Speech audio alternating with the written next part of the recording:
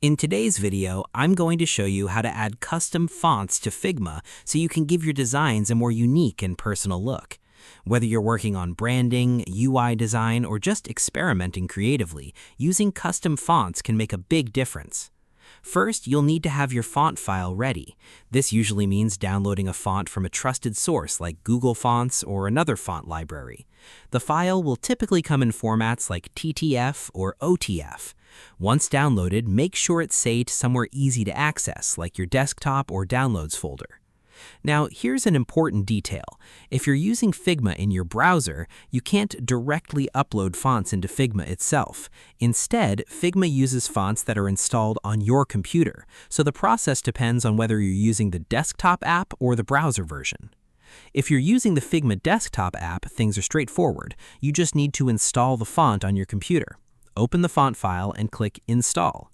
Once it's installed, Figma will automatically detect it. After that, restart Figma if needed, and the font should appear in your font list.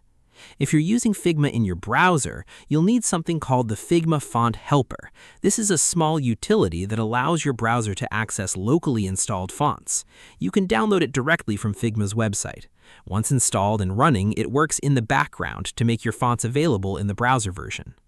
After installing your font and making sure the Font Helper or desktop app is active, go back to your Figma project.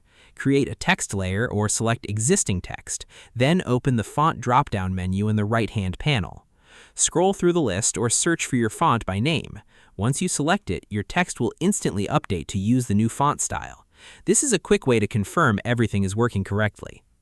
If you don't see your font right away, don't panic. Try refreshing your browser tab or restarting the Figma app. Also, double-check that the font is properly installed on your system and that the Font Helper is running if you're in the browser. One useful tip is to keep your font files organized, especially if you work with multiple projects. Clear naming and proper installation can save you time later when switching between designs. Also, keep in mind that if you share your Figma file with others, they'll need access to the same font to see the design correctly. Otherwise, Figma may substitute it with a default font. And that's it. By installing your font locally and making sure Figma can access it, you can easily start using custom fonts in your projects and take your designs to the next level.